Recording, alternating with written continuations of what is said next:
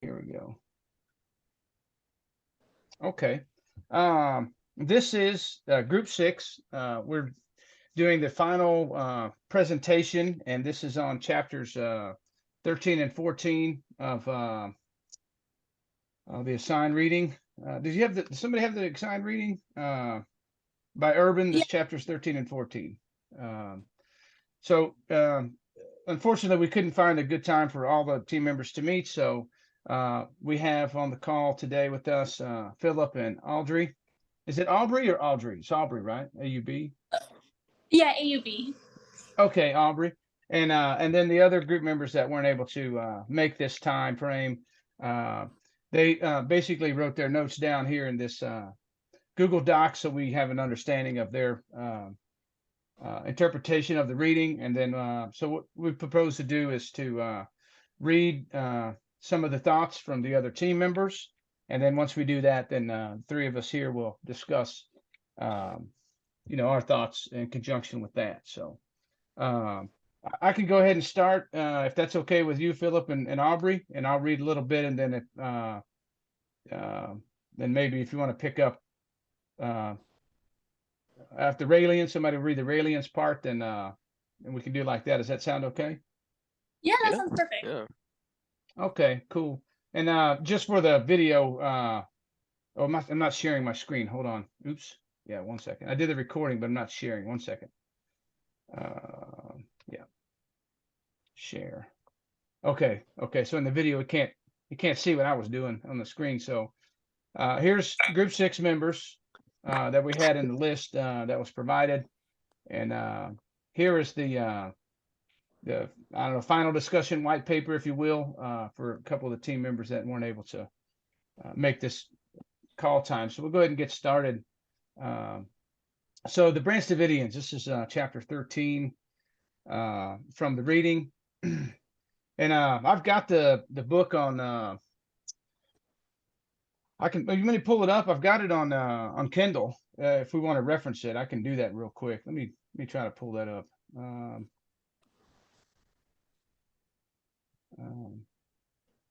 okay. Oh, Kindle content and devices. Okay, books. Okay, here's the book. Read now. Okay, we'll go to chapter 13. Oh, there I am reading about the Raelians. It took me where I left off. Okay. There we go. So here's the book. I guess we're all pretty familiar with the book. Branch Davidians, Millerian movements, religious freedom and privacy. So I hate when they do this title bar at the top. You can't see anything. I think it's right here. So okay, get started. How it came to be and how David assumed control. So the Branch Davidians were an offshoot of a Christian Millerian movement. No, I'm not saying that right, am I? What do you? How do I say that? Millenarian. Millenarian. You were close. Okay, close enough. Anyway, so it's a movement that originated in 1833 by William Miller, who claimed to have calculated the second coming and gained a lot of following, but quickly that just it didn't work out, and the time frame that didn't happen. So it didn't kind of broke up the group, I guess, and so it led, but it did lead to the Seventh-day Adventist founding by Ellen White, who also predicted a second coming, but did not give that a timeline, and eventually became a successful church to this day. From here, there was a group that broke off in 1929 called the Davidian Seventh-day Adventist, led by Victor Hutif, and they created their headquarters in Waco, Texas, at the Mount Carmel Center, or Carmel Center, not Caramel. Okay. Then in the 60s, another group created by Ben and Lewis Roden called the Branch Davidians. They took control of Mount Carmel. From there, our chapter focused on Vernon Howe, who joined the Branch Davidian and became close to Lewis Roden. Lois's son George, who saw Howe as a threat for leadership, challenged to see who could raise the dead after digging up a former member's body, which led to a gunfight between the two after Howe tried to obtain evidence of corpse abuse to show police. Later, George was arrested for an unrelated murder charge, and Vernon Howe took control of the Branch Davidian and changed his name to David Koresh. Hey, I don't want to assume y'all's age, but I'm assuming you're probably younger than me. I'm like 45, but this happened when I was in high school. We saw it on TV. the whole Janet Reno and President Clinton and the FBI with that raid when they ran the tank into the building and everything blew up. It was all on TV. We watched it at school. Really? That's crazy. Yeah, it was a long time ago. So okay. So the key belief of Koresh and the Davidians, 7 seals. Koresh saw himself as the last seal from the book of Revelation, and as the previous leaders of the chain of millenarian movements as the previous seals. Revelation, with ties to current world events, saw the U.S. government as playing the role of Babylon in the book of Revelation, and was prepared for an apocalyptic showdown. So they were basically what you hear nowadays, preppers, where they had food, weapons, and ammunition and propane, and I guess fuel to cook with and everything. So some issues with David Koresh. He had multiple wives, 14, 12, 17, 16, and 20. That's all basically probably illegal for the most part. Yeah, it's pretty bad. So all men in the church had to be celibate, but all the women were to be his wives, and it sounded like it works out pretty good for David and bad for everybody else, but okay. He related his wives to fill in the prophecy of the Lamb of God, so women were to bear a child for Christ, and was seen as a salvation for women, and basically definitely statutory rape, and I'm sure that who knows what else, right? But yeah, it's definitely illegal. So they got a raid and a siege. So the ATF began investigating, and they had a suspicion of illegal trafficking of weapons, and that led to a raid or led to a 51-day siege. That they were making these modifying these weapons and making them fully automatic. So he was already aware of the raid due to a reporter, which tipped him off. But the ATF, they didn't, they weren't worried about the element of surprise, and so they went ahead and did the raid anyway, and that's what led to the 51-day standoff.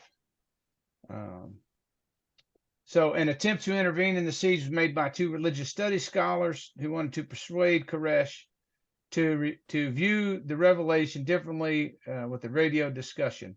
The tape of the discussion was taken to Koresh, which led to the church saying they would come out peacefully after Passover. Then after he finishes writing his explanation of the 7 seals, but a gas assault was approved due to misinformation, and despite later discovering that there was indication of peace within Koresh's writing. So grenades and tanks were used to invade the compound. The fire broke out and basically killed everyone. Some conflict of law enforcement. There was a misunderstanding between the church and Koresh, or maybe Koresh's understanding of the church. The warrant stated church was a cult and leader was abuser and manipulative, mainly informed by television programming and program that was attacking the church and Koresh. So a lot of it was, I don't know, maybe hearsay is what they got. It's the way I understand the reading. Extreme measures were taken: sleep deprivation with loud sounds, violation of civil liberties, destroying private property, labeled worst law enforcement disaster in U.S. history, and played right into the hands of Koresh when they launched the assault. So here's some suggested discussion topics. Was it a cult? Were Branch Davidians a cult or a religion? Were law enforcement justified in the raid and the accusation and the siege? And was there a true balance between religious freedom and public safety? And why was the FBI surveilling religious organizations to begin with? And so, would y'all like to?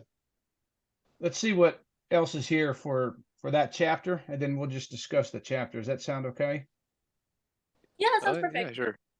Okay. So, Sierra, she has some notes here. That chapter 3 is about millenarian movements, religious freedom and privacy. The Branch Davidians, and her thoughts that they became victims of an armed raid by the ATF. And how should law enforcement and the media handle this? Should they be objective and not have bias, or what's the proper way? The Branch Davidians had the support of most of the journalists, but not the law enforcement. And then, a cult has, a bad, bad connotation in today's terms. And I think that the professor kind of mentioned that early on in the semester about the word cult and how it's seen today and how it has been seen in the past. And then, Maria's thoughts on chapter 13 are that Branch Davidians were an offshoot of the Davidian Seventh-day Adventist. They were raided by the ATF, and looks like, yeah, she got a number here. I'm not sure. Maybe I think it was a little bit more than 4, but she may be a different section that she's pulling that from. And then, so I guess the question that she has, should law enforcement ever invade a religious service at any time? And her thoughts are, for her, no. She didn't think that law enforcement should invade the church service, religious building, or anything of that nature, unless if they were to believe that whatever's going on in the church is illegal and lawful or not right, then yes, they should invade. And to try and keep people from getting hurt is what they should do, and then hold the ones that were doing the bad stuff accountable. Anyway, y'all want to discuss chapter 13, I guess, and then we'll go to 14 after we kind of talk between ourselves. Is that okay? Yeah, that sounds perfect. Yeah. Okay. You want to go ahead and start, Aubrey? What, like, was the government right? Was the government wrong? Like, did they violate their civil liberties? And what do you think? You want to start there, maybe? Yeah, sure. I feel like there is a good fine balance that has to be taken into handling topics like that, because there was suspicion and there was probably evidence of Branch Davidian kind of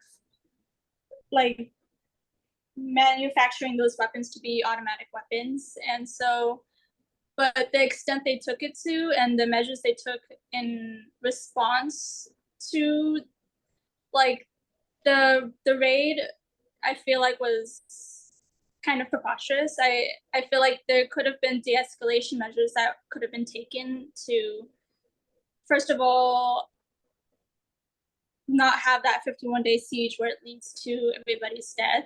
That's horrible.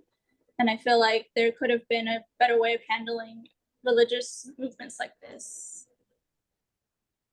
I don't know what y'all think, but what do you think, Philip?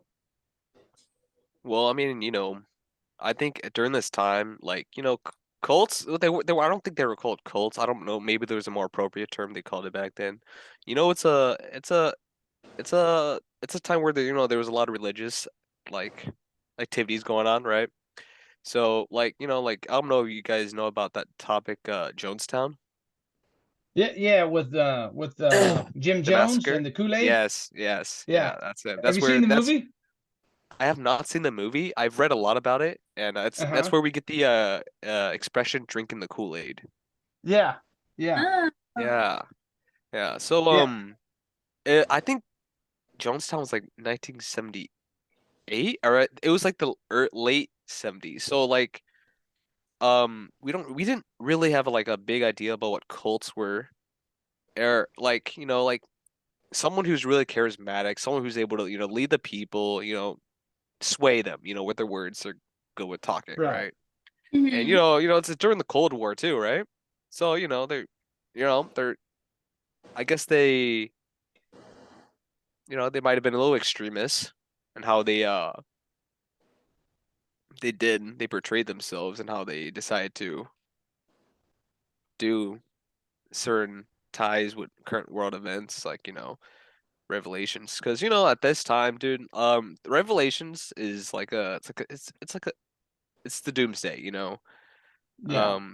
The rapture, the the rapture is where all the Christians would go to heaven and the people would stay back. They suffer for a couple years, and the people who also can become believers would they would well, they would suffer. They would endure the several years with the Antichrist. And so um they guess they saw so many events, and they were just saying, it's a lot of things happening, right? Jonestown was just led by a guy who was just really charismatic, right? He was able to lead the people and was probably I think he was racist, right? Was he Oh, racist? I don't know. I thought that there was Because I heard there was people of color segregation. that was part of the stuff down Maybe. there because it was, but I don't. That's just from the movie. I don't know. Hmm. But maybe. But yeah, so sorry. But if you were asking me if I thought it was a cult, I would say it was a cult. And how they I just think so. I just think it probably is, but I just think that's how they portray themselves. And whether I don't agree with how perhaps if you're there's also a show called Doomsday Preppers. Hmm. Yeah, if you ever Yeah. seen those shows, they're Uh, they're doing a lot for a scenario that could or could not exist, you know. Yeah. right. So I think it's a lot similar to that. Maybe the ATF did go a little extreme in how they could have taken a little more time and how they decided to do it. But it was a standoff. They turned it into a standoff, and Right. with a lot of people at it too. So maybe they could have been taking more care in how they decided to do this. I'm not saying David's a good guy or not, because like Right. there's some Yeah. stuff that's definitely questionable about how what he's doing. I definitely don't agree with that. Yeah. So, but definitely, I think public safety should have taken more a higher should have been the priority before they decide to do anything like drastic, like sending in tanks when these guys are clearly like surrounded. Yeah. It was before and even like leading to like I think they should have just been more careful on how they could have done it, Yeah. and No. Yeah. got more data about what's going on in the situation inside before they decided to And storm they played right inside. into his prophecy. Like he prophesied that they're gonna attack, and that's gonna be the initiation of you know Yeah, the doomsday. So it's like if they understood what he was, how he viewed the situation, I feel like he like they wouldn't have played into it so much to where it kind of like amplified his views and thus like led to a lot more killing because even yeah, after this it led to like that what's his name McVeigh. He also kind of had his thing where he made a homemade bomb and it killed 168 people and wounded 450 of them. I feel like that could have been avoided too if they just took more care into understanding where he's coming from. Not that like what they were doing was okay, but just knowing how to de-escalate people that have that kind of view, you know? yeah. Right. So yeah, there was an attempt by like the two religious scholars, which I definitely like think was like really, it was it was a good it is a it was a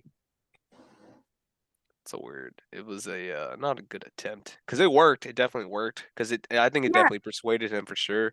But if there was definitely more time, more coordination between you know the law authorities and him, or if they just had more information.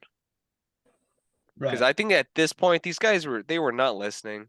Like they obviously viewed the U.S. government as like against them. So I mean, at this point, dude, like you're not gonna be able to win it against them with just Yeah. sound, with just guns and because they obviously had it. They obviously had stocked for this for obviously like a while. Yeah. Like Yeah. if they were able to like like they were obviously ready to like stick in there. Like there was like it was a massive. It was like probably like a big building. And 51 days, that's a month and like a month and a half. Yeah, they held their ground Yeah, so considering all their research. they were obviously well armed and supplied for just for this. So I don't think the standoff was going to last a lot longer. But if they had just been more what's the word, more willing to negotiate besides using more raid activities or just standing off with them. Besides, if you were talking with them on their what's the word, religious terms, you know what I'm saying? Yeah. I think it's Like important to have debate. that talk on the terms of the other person rather than trying to like fight that kind of.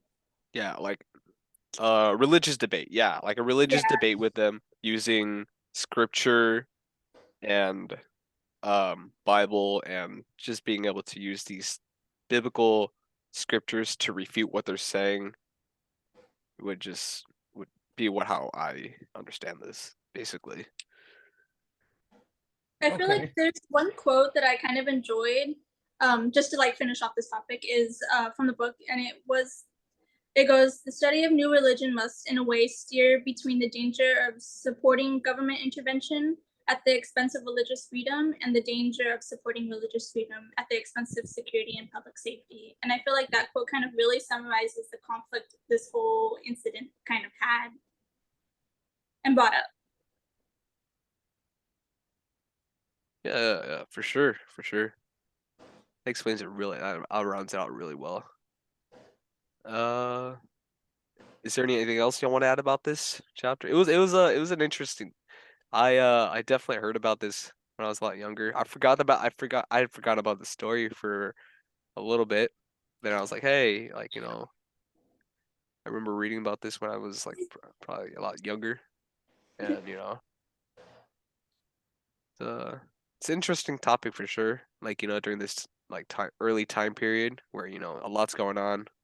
Yeah, I feel like it's very applicable to like modern day events of like, should I brought up in the book, like, should FBI surveillance be implemented in like these religious organizations, and like how to handle that topic, and what breaches privacy, and what should we allow, you know? Yeah, for I sure. feel like it's very interesting to like Because think I about. think back then, like there, the we didn't have the internet, and so a lot of what we learned was through people, and these people would tend to be charismatic people, Mm-hmm. and I don't think maybe people are not as literate as they were now, so maybe Yeah, they're it easily was really weird persuaded. even They, that I mean people were not illiterate in the late 80s, early 90s, but they didn't have a proliferation of the internet and information, quite like we do now. So, they could be buffaloed, I guess, but yeah, uh if someone just if he was able, if he was obviously charismatic, he obviously understood the Bible to a degree. Maybe he interpreted it in his own extremist way that he caused, and he also, if he was charismatic, he was able to obviously lead these people astray with his beliefs, right? right, Mm-hmm. So right. I mean, now we have all this information about what does this could this mean? And the Bible's it's got a lot of topics on it and how you can understand it. But yeah, I think if they were just more knowledgeable about the Bible and maybe not just the Bible, but how they interpret it. I mean, Yeah. You know, what I thought was kind of neat is um you know, like I'm kind of a libertarian, so like I'm not a big government guy, you know, and I felt like the government was pretty hard handed, you know, that they could have you know done, you know, they could have done that, approached it a little different, uh and because there was a lot of stuff, you know, going around the 90s where people were, give me 1 second, I'm trying to extend this meeting, but I gotta pay for like a month of service because I don't want it to drop us, then we gotta start over and all this kind of stuff. But okay, I think I'm done. But anyway, so like there was a group that they were going to write a comment or something, and so they like forget their names, but they like castrated themselves and they committed suicide, and the idea was they're going to ride this comet, right? When the comet came by, it was really weird. And so yeah, it was you can Google it or whatever, but yeah, it was pretty whack. Uh and you know, you probably, I don't know, you may remember the Y2K, and so everybody had to update the dates on the computers and all the computer systems and all this stuff, or the, you know, the whole world was going to shut down. That was like a big thing that was going around in like 1999. Uh Literally, no, serious, because of the date, right? And Yeah. the date didn't have enough place values or whatever, because they did it, a lot of the programs, with a 2-digit place value instead of a 4-digit place value. And really crazy. uh so there's a lot of stuff, you know. I think that, you know, there's a lot of you know, when you have that, you know, 1,000-year changeover, you know, millennium, probably like 999 was crazy like that, and then 1099 was crazy like that, right? And or what's it, would it be 1099? No, 999. Oh, I guess it'd been 1999. Yeah. So but anyway, I think the government was, you know, really went overboard. They didn't have to do that.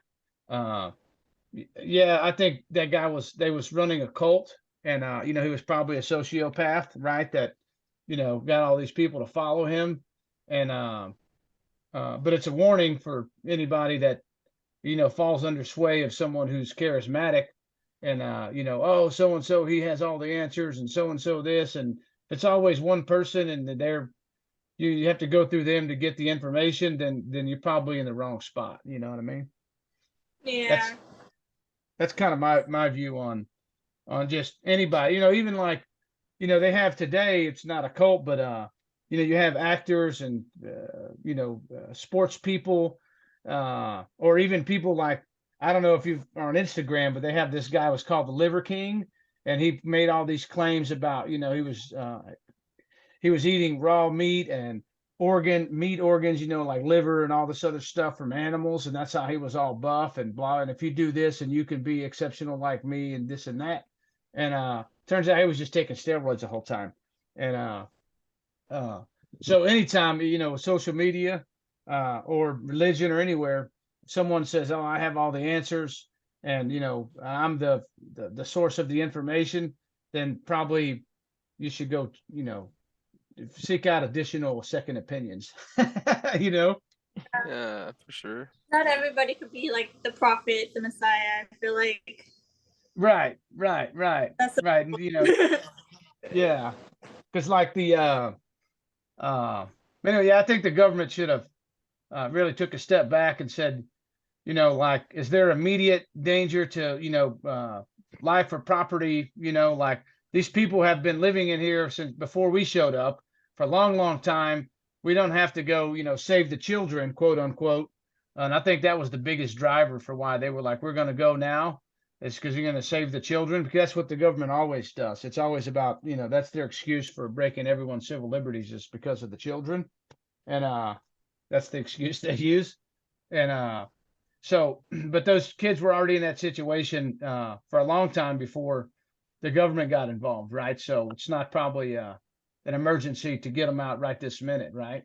So uh, even though, you know, whatever's going on in there probably isn't right and it's against the law, does 75 people need to die because of that? Probably not, because there's only one or two people that were, everyone else was a victim, right? They were basically a victim of manipulation, maybe some mind control, just like, you wouldn't go to, you know, uh, raid a house because there was spousal abuse going on inside the house, right? Same thing Yeah. here, so because the wife, even though, you always see it on the TV or whatever, like, oh, don't take him to jail, he loves me, blah blah blah, the battered woman syndrome thing, right? You wouldn't go in and hurt both of them just because this lady is having being abused, right? You'd want to de-escalate and then try to resolve it in another way, and they should have done the same thing here. So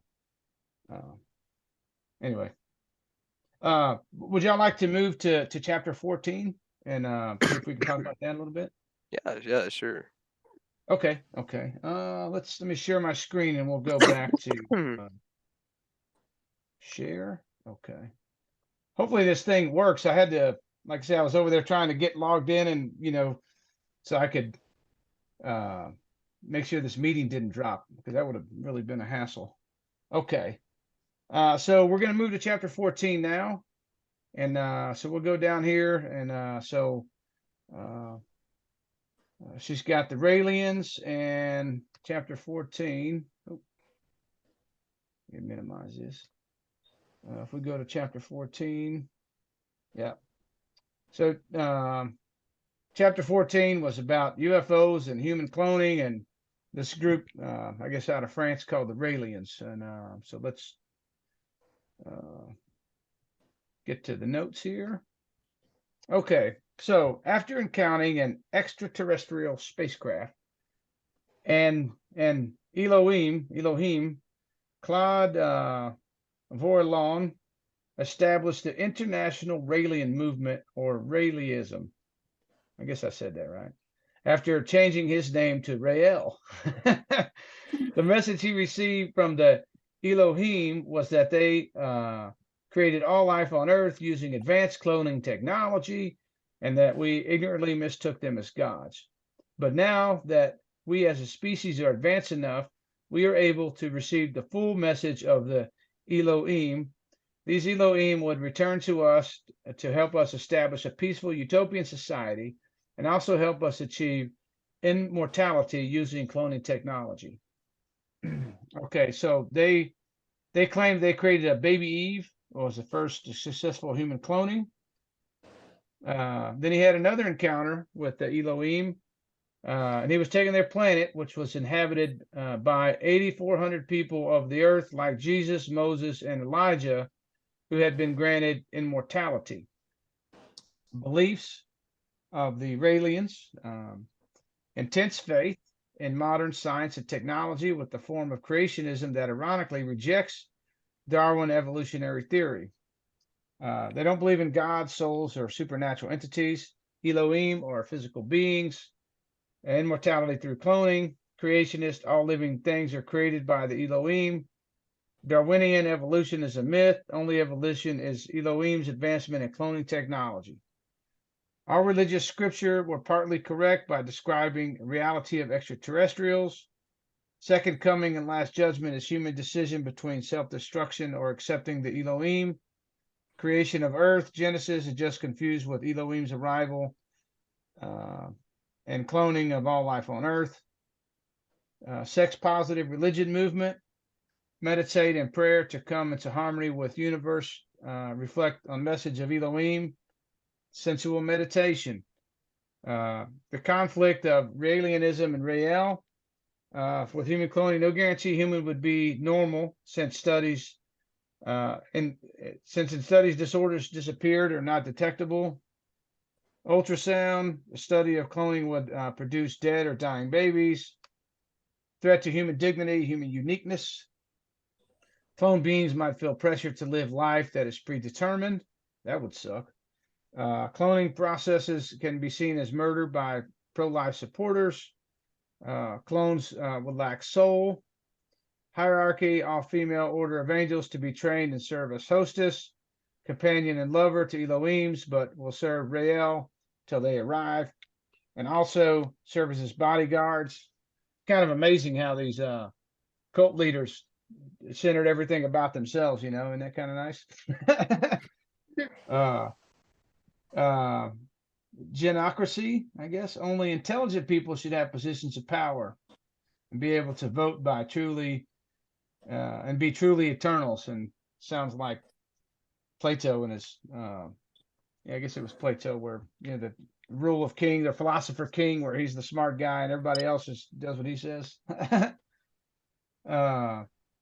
So some just topics that she suggested that we could discuss are is Israelism a religion or not? And as reflected in the discussion post topic with Buddhism, is cloning ethical?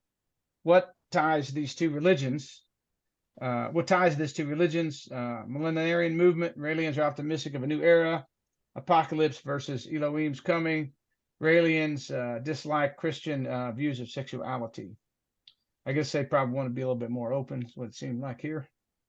So Sierra wrote some notes here, and so she think it's more of a religion. It's not a religion; it's more of a cult.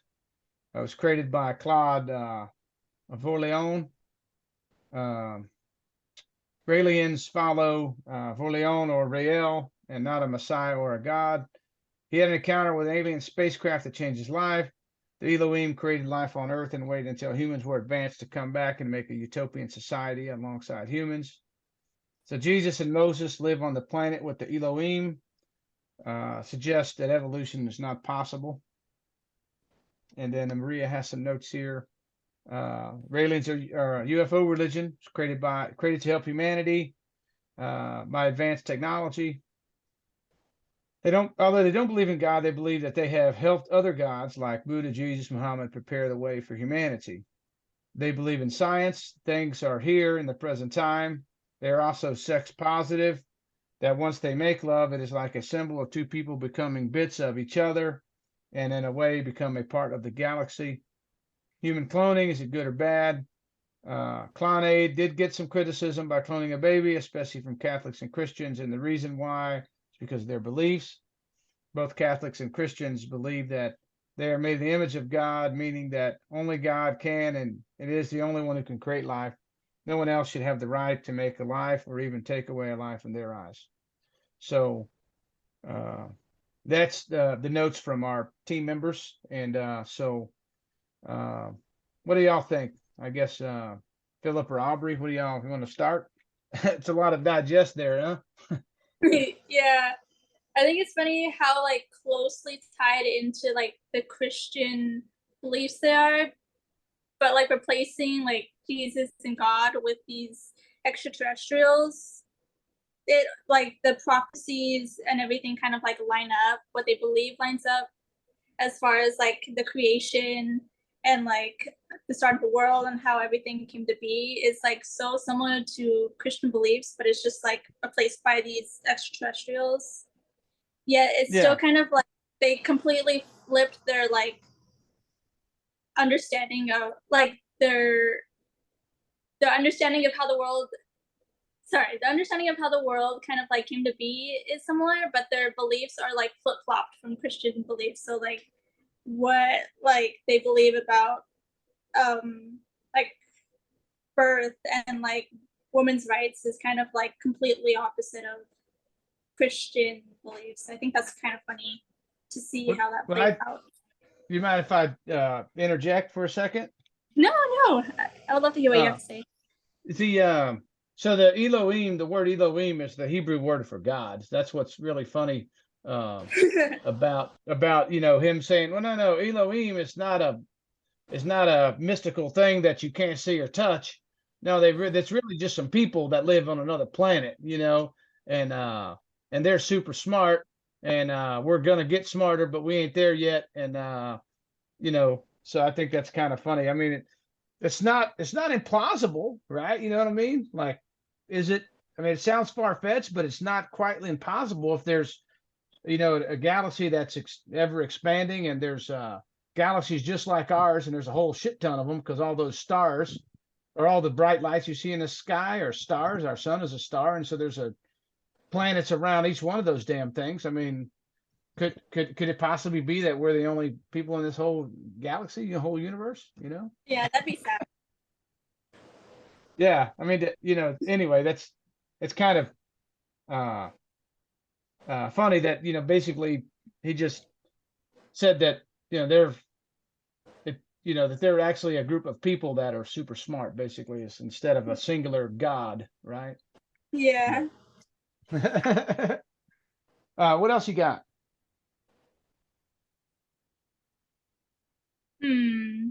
So what are y'all views on cloning? I was kind of like trying to go over in my head what I would think, like how would I feel comfortable on this earth knowing that there's people that were cloned. Like, how do y'all view that? Do you think it's ethical? What do you think, Philip? Because I can talk about that for a little while. What are your thoughts, man? You know, cloning is it's an interesting topic to me. Like cloning organs, I can see that, but I don't know about people. I think for me, like I don't.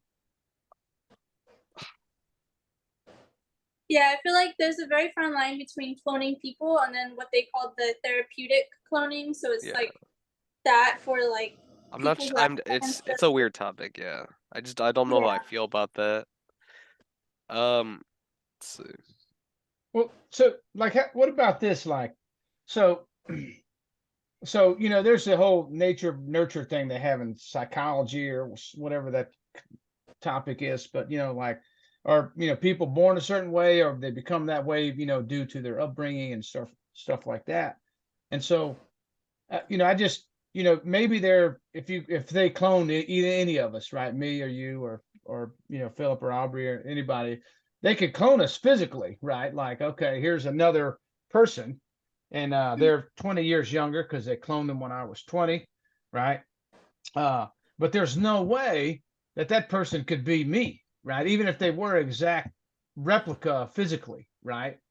Because they don't have the same life experience, right? And they didn't have the same, you know, lack of care or overabundance of care growing up as a kid, right? Maybe this person, you know, had a good, you know, good parents that raised them. Like they cloned the kid, they cloned me, and then they gave the kid to a nice set of parents, and they didn't have crappy parents, you know. So that person may look like me and may even sound like me or whatever, but they're not going to be me in the sense that they don't have that same life experience. So is it really a clone, right? I mean, I guess materially it's a clone, yeah, right? like fully fledged clone mind and body, no. Because Yeah, you get the whole, you know, you get the whole like what is it, Descartes and the cogito ergo sum, right? And the whole, you know, like mind and body, you know, what do they call that? Like the mind exists, you know, as a separate entity from the body itself, right? Because you physically have a brain, right? But everybody physically has a brain, but not everybody has the same mind, right? Which is, you can't touch it, right? It's a, I don't know, it's like a thing that you it's like can't a touch. So bone. Yeah, the dichotomy that I guess the mind body dichotomy, I think is the right word. I think it's like the you know, the college word for it, right? But you know, so you can have a mind, everybody's got the mind and a body and all these things, or the body and the brain and the physical things, but the mind is shaped by, you know, experience and through accumulated knowledge and etc. like that. And so there's even though there's a physical material, right, entity that is John, you know, like my carbon copy, because our minds are, you know, learned in a different fashion from different people, etc., then we're never going to be the same person as a whole, as a complete entity, even though we have the same physical properties, right? yeah. Because like, for instance, I used to lift a lot of weights, right? You know, in high school, like, oh, I'm going to play football, but of course, you know, like I'm super short, you know, for a dude, and so like I'm not going to play football outside of high school, you know, right? But I got a lot of muscle, right? You know, back in the day. But if that guy never lifted any weights, then he wouldn't you know, be looking like me, right? You know what I'm saying? He would just be like 130 pounds. He'd be like a normal person, right? So, because you got to do things, right, to that changes your body and all of that stuff. And anyway, that's so. But is it ethically good? I don't think so. You know, like ethically, I don't agree with it. But you know, in the sense where, uh, you know, you could clone it. Like, say somebody has liver disease, right? You know, whether it was self-inflicted or not, right? Regardless, they got a liver disease and need a new liver, right? If they could create a new liver and change the guy's liver out, then I don't see anything wrong with that. You know what I'm saying? Because, you know, one side of it, you have this, well, God said, you know, that's God's decision, like he had the liver disease, so he needs to die, blah, blah, blah. But they're going to give you a liver if you get on a transplant list and you can get one, you're going to get one that extends your life. So why can't you just grow one? It'd be a lot easier to grow it probably and a lot faster. You don't have to wait as long. And then um and then maybe that person, you know, maybe it was self-inflicted, maybe they you know, like were taking a lot of, you know, drugs or whatever, and then they're like, oh, I got the second chance, and then they do something magnificent with the time that they do have left. You know what I'm saying? Right. Yeah, just gives a lot of opportunity to people who feel like they don't have that, and I feel like that's like a nice thing to promote and to kind of work towards. I mean, I don't know where they get this. I mean, I guess they get the stem cells from like fetuses. I don't know, right?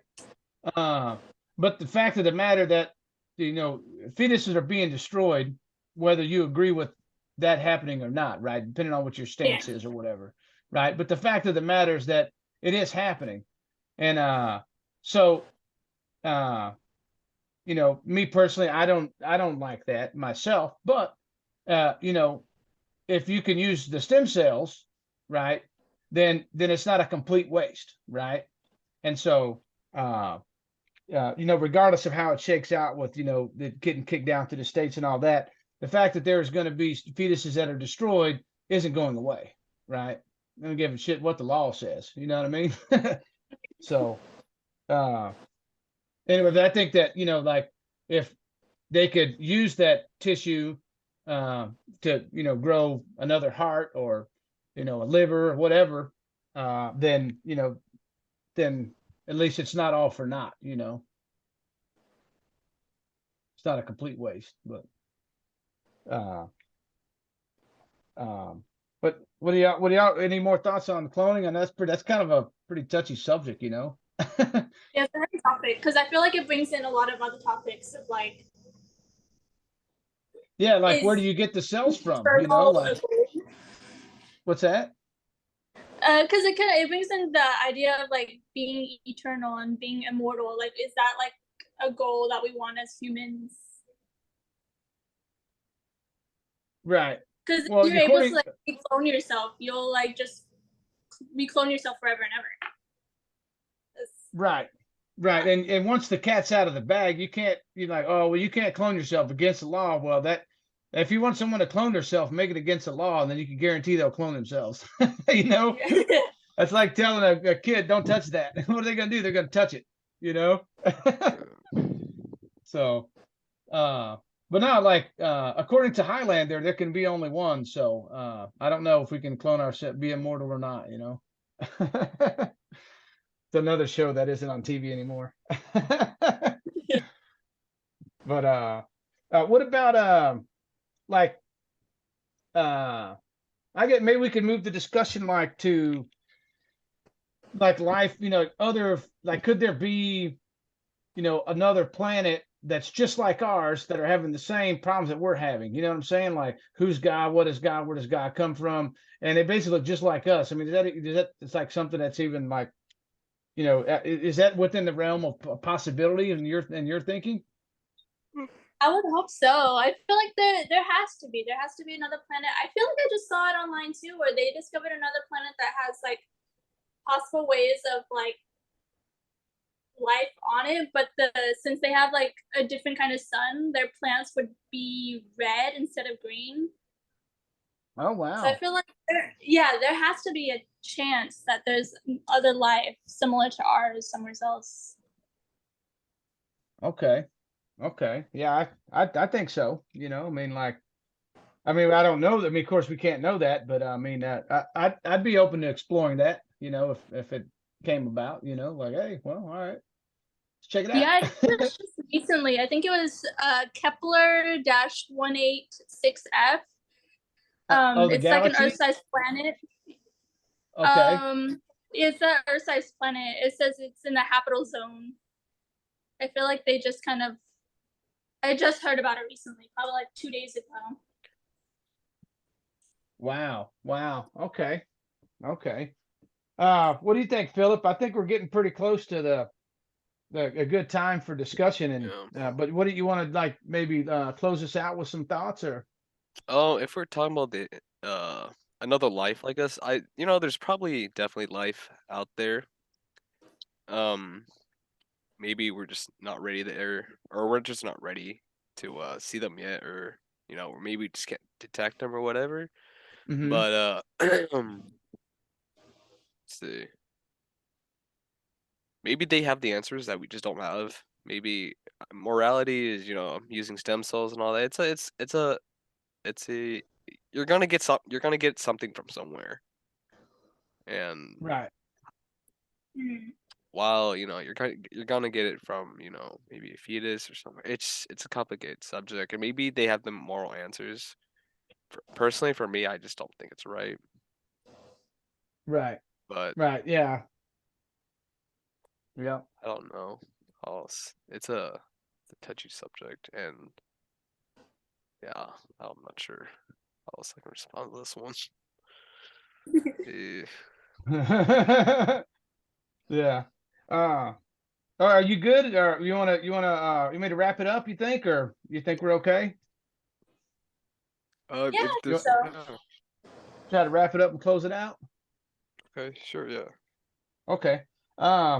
Well, I guess we're done talking. I guess if the uh, Professor Adair is still listening, appreciate you sticking with us. And I want to, let him know that I really feel like he did a good job with the remote instruction, and his YouTube videos were pretty nice. If you would watch them, like he explained a lot of stuff, just like you You were in a really real did. lecture. So, Yeah. uh, so you thought so too, Aubrey? Yeah, I really enjoyed like every topic we talked about.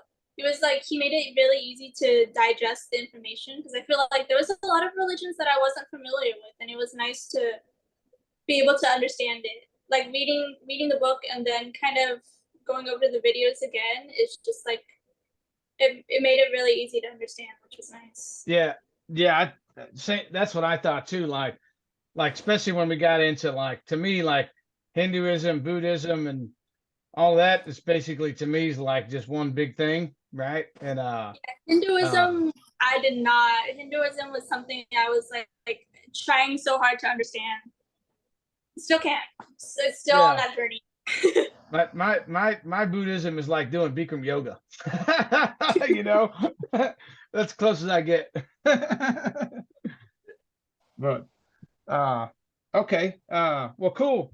Let me I'm gonna stop the recording, and just want to thank everybody in group 6. It's really cool to see how we were gonna make this group stuff work, and everybody I think did their part, and everybody pulled did their fair share. So I think that was kind of nice to see for people that I've never met. So I thought that was kind of cool.